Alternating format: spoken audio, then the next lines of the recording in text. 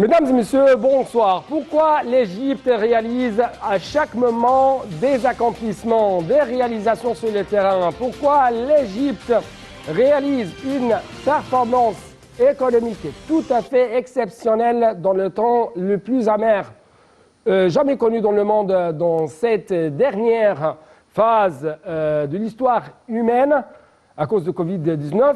C'est ce qu'on va savoir bien sûr à travers les explications, à travers les éclaircissements de nos invités et même à travers les commentaires qu'on va vous proposer. Encore une fois, l'Égypte fascine, l'Égypte impressionne tout le monde, alors qu'on trouve que deux grandes économies mondiales se trouvent dans deux crises économiques, sociales, à cause, bien sûr, de la pandémie de Covid-19, on trouve qu'à chaque moment, on observe, tout le monde observe, qu'à chaque moment, les Égyptiens travaillent, les Égyptiens réalisent, les Égyptiens améliorent leur score, améliorent leurs chiffres dans ce monde de l'économie.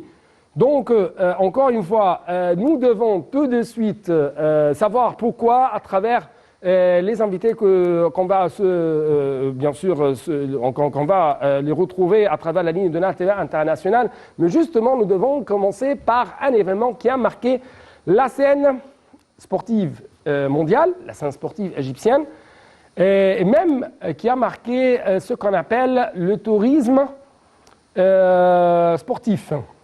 C'est justement le mondial de handball masculin et qui vient d'être inauguré hier soir par le président égyptien Abdel Fattah el-Sisi. Ce leader exceptionnel vraiment, parce que ce leader se trouve toujours dans une lutte contre tous les défis auxquels sont confrontés les Égyptiens, à partir de l'intellectuel, passant par la politique et les économies, jusqu'à même jusqu'au domaine du tourisme, domaine de culture, domaine religieux, beaucoup de domaines.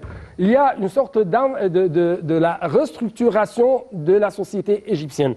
Je dois encore une fois vous appeler que le président a souhaité hier la bienvenue aux hôtes du Mondial 2021, affirmant que la tenue de ce champion constitue un message à travers lequel on affirme que le monde est capable à coexister avec les nouveaux faits que la pandémie du coronavirus a imposé.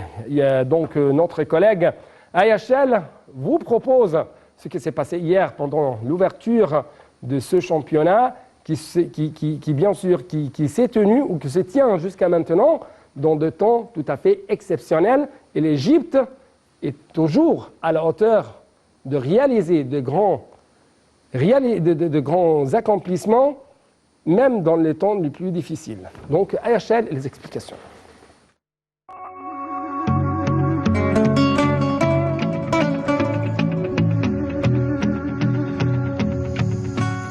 La 27e édition du championnat du monde de handball 2021 se tient en Égypte du 13 au 31 janvier. 32 équipes participent pour la... Le gouvernement égyptien directement impliqué dans l'organisation de l'événement et la fédération internationale présidée par l'Égyptien Hassan Mostafa ont tout fait pour maintenir cette première édition à 32 équipes malgré le regain de la pandémie qui a déjà eu raison de la participation des Tchèques et des Américains, ces derniers étant remplacés par les Suisses. Notre message est le suivant. Voici comment le monde est désormais capable de s'adapter à la nouvelle réalité que la pandémie de coronavirus nous a imposée, a déclaré le président Abdel Fattah el-Sisi à la cérémonie d'ouverture. Dans une allocution à cette occasion, le président de la Fédération internationale de handball, l'Égyptien Hassan Mostafa, a indiqué que le comité d'organisation a porté son choix sur le scénario le plus difficile, à savoir l'organisation du championnat du monde en cette période marquée par la pandémie du coronavirus, soulignant par ailleurs que toutes les précautions nécessaires ont été prises pour assurer la sécurité des équipes participantes. L'organisation de cette compétition est un grand défi, a affirmé le président de l'instance fédérale, qui met en exergue le report d'un certain nombre d'événements sportifs, notamment les Jeux Olympiques et l'Euro 2020 de football. Nous nous excusons auprès des supporters en Égypte car nous allons jouer sans public. Nous ne pouvions pas reporter car nous ne savons pas quand la crise sanitaire s'arrêtera, a déploré M. Mostafa. L'annulation aurait eu un effet négatif sur la famille du handball, a-t-il ajouté. À la veille de l'entame de la compétition, les sélections de la République tchèque et des États-Unis ont annoncé qu'elles ne pouvaient pas disputer le tournoi en raison d'un grand nombre de cas de Covid-19 dans leur effectif. C'est la deuxième fois que l'Égypte accueille le championnat du monde de handball, après la 16e édition qui s'est tenue en 1999 avec la participation de 24 équipes.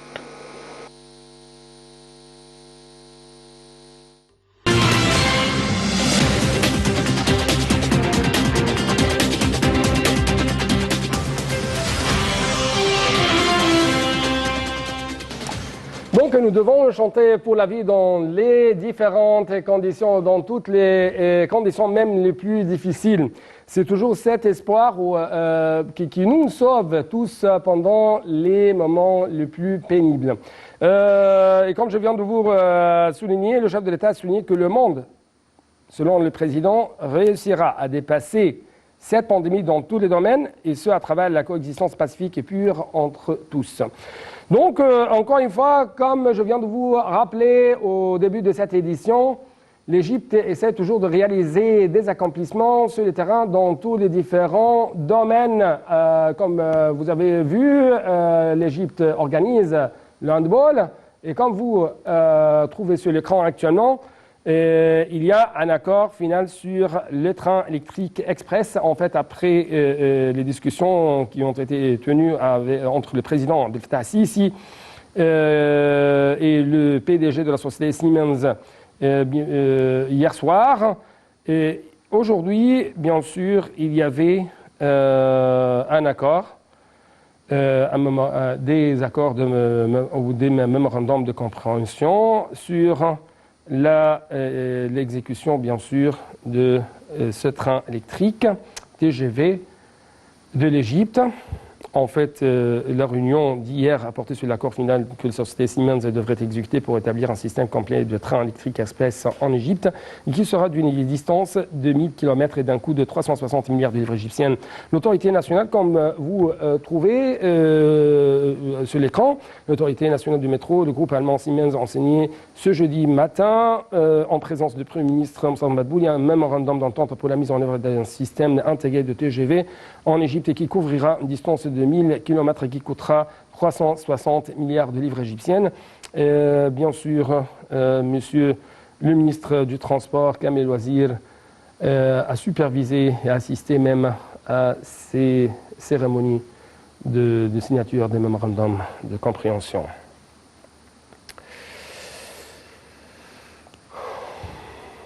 Donc, bien sûr, dans quelques minutes, nous allons essayer de savoir quelles sont les réalisations qui vont être faites à travers l'exécution de ce projet du point de vue économique. Mais justement, je dois vous rappeler encore une fois que l'Égypte essaie toujours de réaliser des records, des chiffres, d'importants chiffres sur le terrain, même malgré le Covid-19. C'est pourquoi, dans le prochain reportage, vous allez bien sûr savoir beaucoup d'indices en ce qui concerne comment la performance économique égyptienne s'améliore de plus en plus, même dans les temps les plus difficiles comme le coronavirus. À rappeler que les réserves en devises étrangères grimpent à 40,6 milliards de dollars fin décembre, et il y aura bien sûr d'autres indices avec notre collègue Ayachel.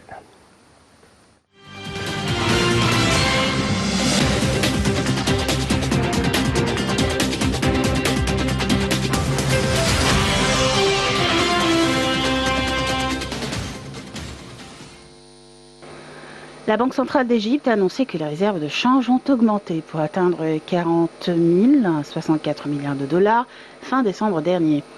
Les réserves en devises avaient enregistré une augmentation de 43 millions de dollars par rapport à la fin novembre dernier, indique la BCE.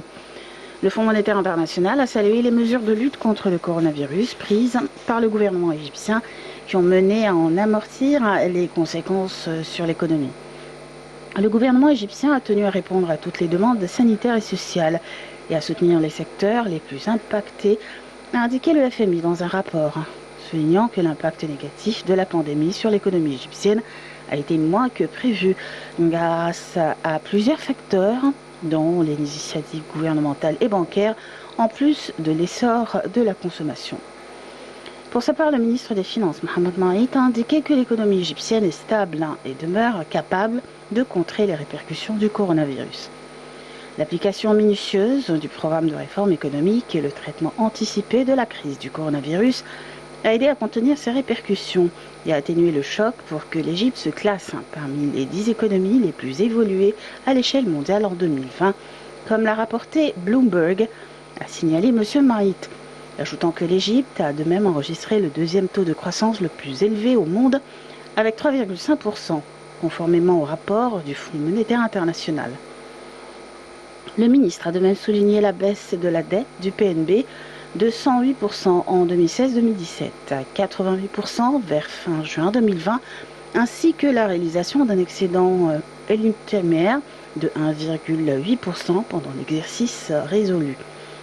La position du gouvernement au début de la pandémie était plus forte qu'il y a 2 ans, ce qui prouve que nous sommes sur la bonne voie, a-t-il souligné, indiquant que le gouvernement avait réalisé ses objectifs financiers et économiques fixés avant le Covid-19, ce qui nous a donné plusieurs motifs pour poursuivre la réforme et le développement afin d'améliorer le niveau de vie des citoyens, ainsi que les efforts de soutien au secteur industriel et agricole pour donner suite à leurs besoins. M. Maït a affirmé le souci du gouvernement de stimuler le climat d'investissement et d'encourager les investisseurs à élargir leurs activités, ce qui contribuera à attirer de nouveaux investisseurs et créer des emplois.